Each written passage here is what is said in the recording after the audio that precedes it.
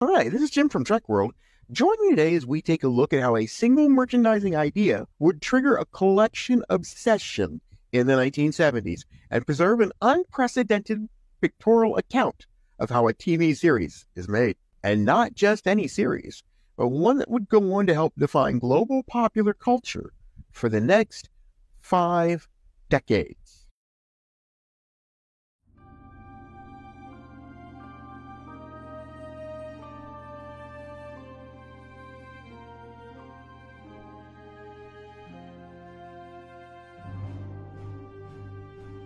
That TV series was Star Trek.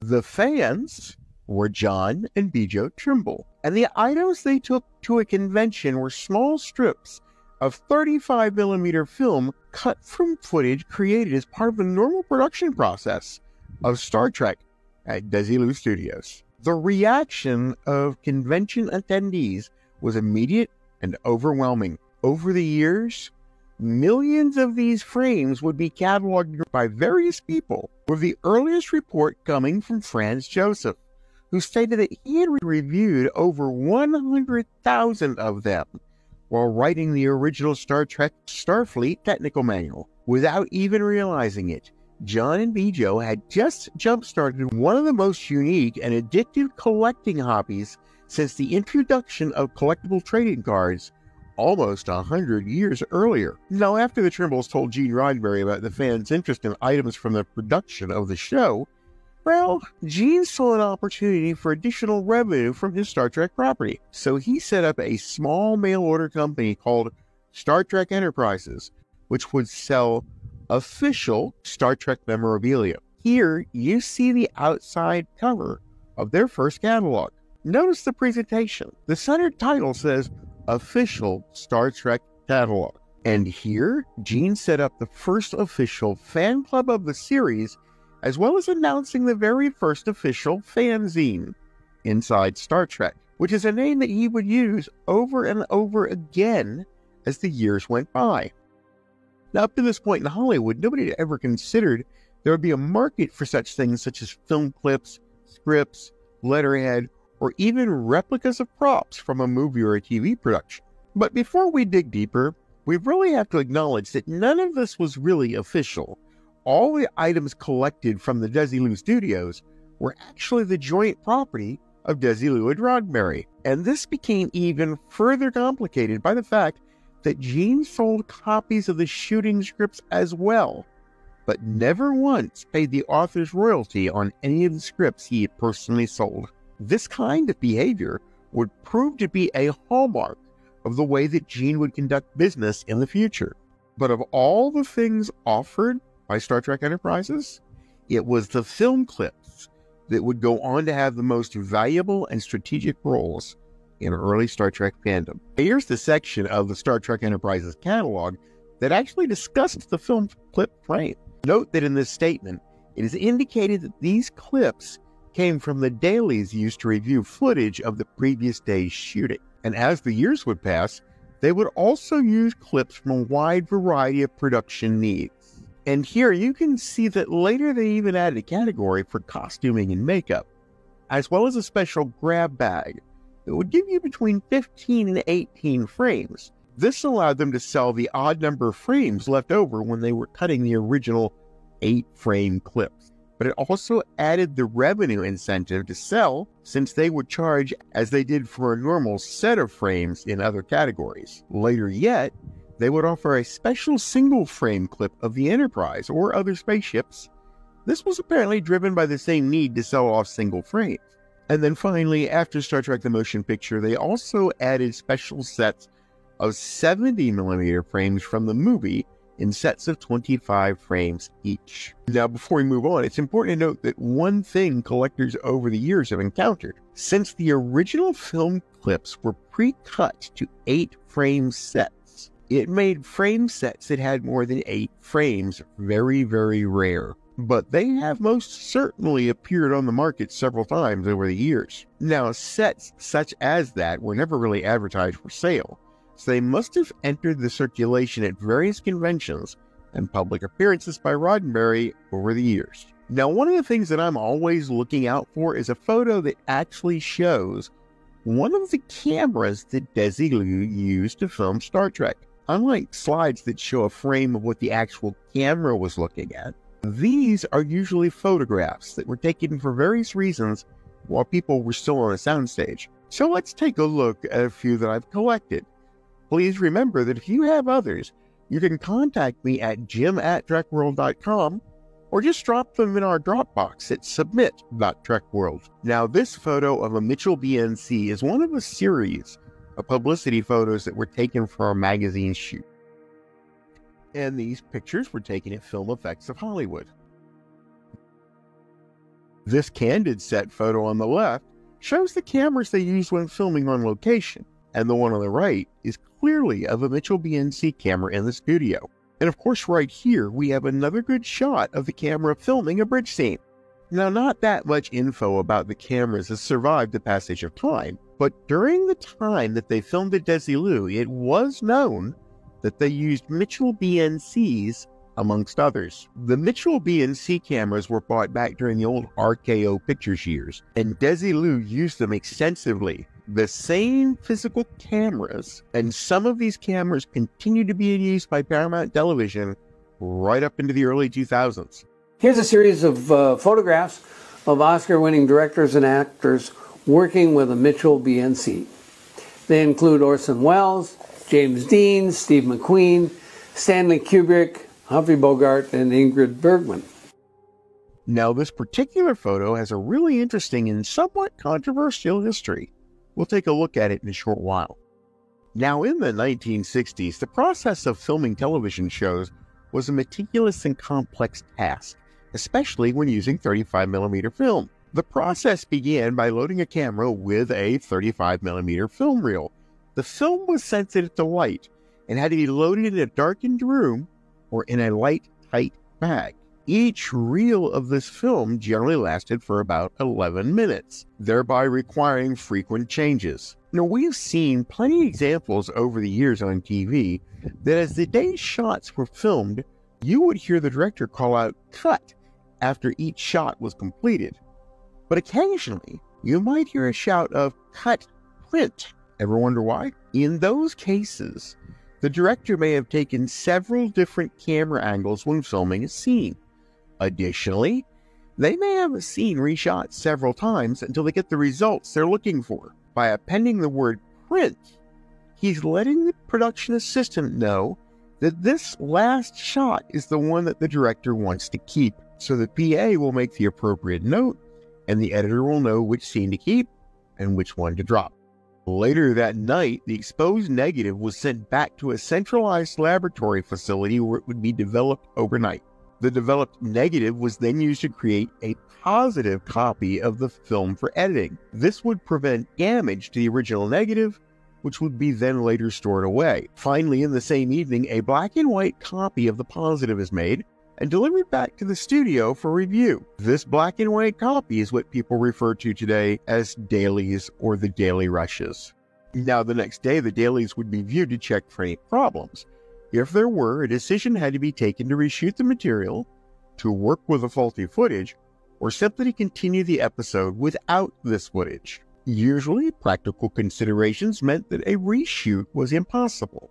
When on location, the problem would be magnified by the fact that they were only on site for a short period of time. So if issues were identified on, say, the last day of shooting on location, then they may be forced to cut the scene. However, if the scene could be shot on the soundstage, then they would sometimes schedule the shot for a pickup during filming of following episodes. Generally, they would have a delay in preparing the final master cut while they waited for the final optical effects to be completed and assembled into the final master. This delay gave them some wiggle room for the reshoots and pickups. Now, I referred to them a few moments ago, but a key role of the production assistant was to prepare shot lists, which would then simplify the onward process by providing what we would now call metadata about the nature of the film negatives. And of course, this was in addition to the various roll numbers that identify the material itself. and included the various numbers of the takes, the descriptions of the contents of the shots, and sometimes notes on what was said. Together with the information from the clapperboard, this would enable editors to find the required good takes.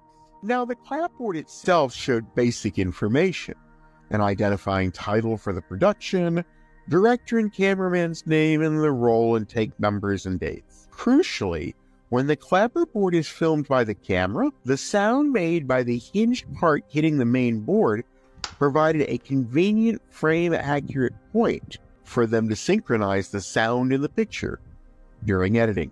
And here's a really special treat.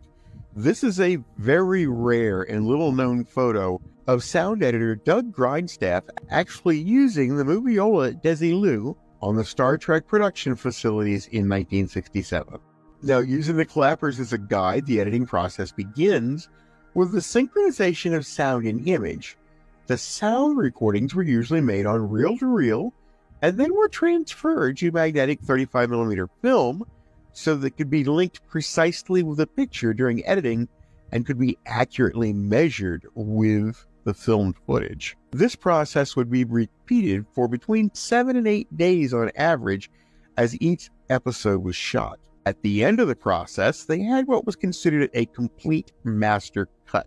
There was always way too much film shot that you would never use, so the resulting supply of tossed film clips was really unbelievable. Now, as mentioned earlier, sometimes there would be additional pickup shots that the director wanted to add, would be shot a week or so after the principal filming on the episode was complete. They would also be edited into the master cut after the fact, but they weren't done yet by any means. The special optical effects would literally take weeks to be completed and returned to the studio. When they were returned, they also were added to the master cut, as well as the credits for each episode. Now, here's a fun fact for you. Although many of the scenes featured in the end credits looked to be the same, they were each, in fact, specifically cut together as needed.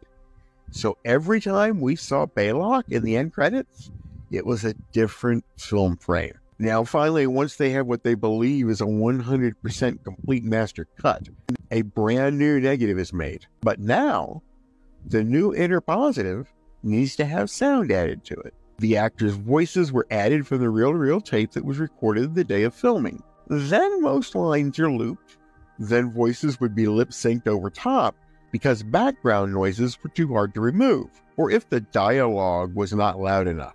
Then the effects, things like buttons to be pushed, phasers, sound rumbling of the ship, doors opening and closing, would all be added by the sound editor. And once the sound editor was done, the print would now find itself in the music department, ready to be scored and to have the score timed and synchronized to match the existing scenes. And after that point, all of the music, the sound effects, the vocals, the noise removal is now completed from the master cut, which then goes back overnight into development for a brand new master print.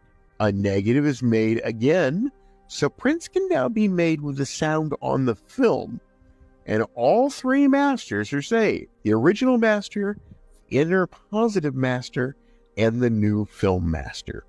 It was the leftovers from these processes that Gene Roddenberry had begun to offer via Star Trek Enterprises. Now, as the seasons passed, John, Bijo, and Gene acquired several 100,000 of these film frames, and all of these were sourced from the editing rooms at Desilu. However, this did cause a problem during the third season, as film editor Don Rowe required a shot of USS Enterprise traveling at warp speed.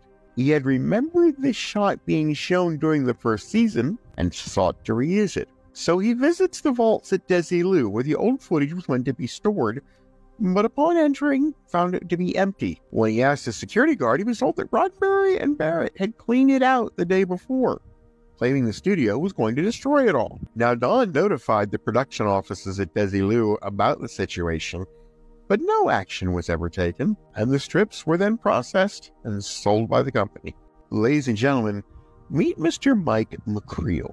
Now, in all of Star Trek fandom, there are perhaps just a handful of artisans who can do professional quality work on more than a single creative medium. Mike is an extremely gifted prop maker and modeler, having created multiple items based on Star Trek, the Invaders, and the classic Universal monsters such as Frankenstein and Creature from the Black Lagoon. But I knew none of this when I reached out to him. And while we're on the subject of restoration, Mike, along with several other professionals in the industry, have long worked on preserving the images on the film frames. Now, Mike has spent a long time over the years trying to make sure that we have saved and restored the images that were on all of these film frames. Because as the years would go by, something unexpected was happening to the film frames. Now, Mike began talking with me about the subject of restoration of old photos. And as you probably surmised by this point in the video, this is my intended destination for the video. So what you see here are 3 sets of clips taken from the 35mm remastered original series done in 2006. Now keep in mind that these were made by rescanning and correcting the original master prints. So they give us a good indication of what a virgin 1967 era frame would have looked like. Now, needless to say, Paramount has kept these original negatives in an extremely controlled environment pretty much since day one, minimizing any effects of possible deterioration. Now, you see 6 film clips made from the original series back in the late 1960s. See the problem? These vintage frame clips were a huge problem for filmmakers and photographers during the 1970s. Long story short, early color technologies, primarily Technicolor in cinema and Kodachrome in photography, were expensive, intricate products that required a lot of light. But this all changed not long after World War II, when Eastman color became available. It was cheap and easy to work with, and it quickly became the dominant color format. This is why color films exploded in popularity at that time. However, by the 1970s, people started realizing that Eastman color fades and turns red. Well, actually, they're not really turning red, but rather the emulsion chemicals of the primary colors of cyan and yellow each have begun to break down. As they break down, only the remaining red is visible. Thus, everything appears to be turning red. Now, there are 2 very unhappy tragedies associated with this. One, as each color disappears, they leave behind a damaged photo with less detail than it had before the color faded. And 2, even the red itself will begin to fade in the coming decades, resulting in leaving just a black and white print. And this is damage that cannot be restored. However, you can slow the process down by having the film in a sealed environment, like this set you see here from one of my patrons, Roger Owen. But nothing can stop Father Time, and there's no way to be able to restore or fix these original frames. The emulsion damage or breakdown is permanent. But that doesn't mean that we can't save the image in the clip. Using a scanner to create the digital copy of a slide, we at least have the chance to restore the image to what it may have looked like when it was originally shot, thereby saving Star Trek's legacy one slide at a time. And this is where Mike comes in. He has professionally restored many of these images over the years. So let's take a look at some of his work. First up, we have an example of another kind of permanent damage that can happen to film frames. Notice the scratch running over Kirk's right jawline, and the dust and or dirt to the right of McCoy's head. Interestingly enough, Paramount did this exact same process when they scanned the original 35mm negatives and removed scratches and dirt from the resulting print when doing the remasters for Blu-ray. And here we see an example at color restoration. First, the image is scanned as is. Then the digital image can now be color adjusted and white balanced as shown here. Now I need to point out something else in this process, and that is when the colors fade out of the emulsion of the film, actual details disappear with it. So for this reason, many images simply can't get their clarity back. Now these next few images show you some of the other examples of the restoration work he's done on images to date. In some cases, the results are striking. And just for good measure, here's a few prime examples of restoration work done by other folks over the years. And that brings me to my next pet peeve: watermark. You see, unfortunately, quite a few people place a watermark on their scanned and edited copy of the slide. And when they do so, it unfortunately obscures part of the image and thereby makes the photo useless from a historical preservation perspective. And here's a great example of two similar frames restored independently of each other by two different restorers, one being watermarked and one being not, which means that one of them could be selected for inclusion in a Star Trek reference book, and one of them would not. Now, one other thing I want to take note of: it is possible for two restorations of different frames of the same clip by two different people, maybe even three people, or there may be multiple frames restored by different people at different times. Usually, only minor differences indicates to you that it's a different frame. Now, making scans of these frames is really important in the preservation of the original series. Take, for example, this photo. It was a bad, faded paper image that Mike bought off eBay. The color was washed out on one side of the photo and way too bright on the other side. In addition, it had been ripped, but the original frame has vanished into the sands of time years ago. Only this image remains. Now, this particular restoration was used first in the To Boldly Go reference books. However, it has since shown up on various internet sites and attributed to the incorrect restorer. Mike has never used watermarks on his images, but this image was used in the book originally, and he is listed in the acknowledgement section by the author. Now, Mike also found these on the web. They were both in sepia tone and pretty badly scratched. Now, obviously, they are behind-the-scenes clips, since the actor's looking directly into the camera. But to me, the most amazing thing about these photos is the woman sitting on the floor behind Shatner's right leg in both photos.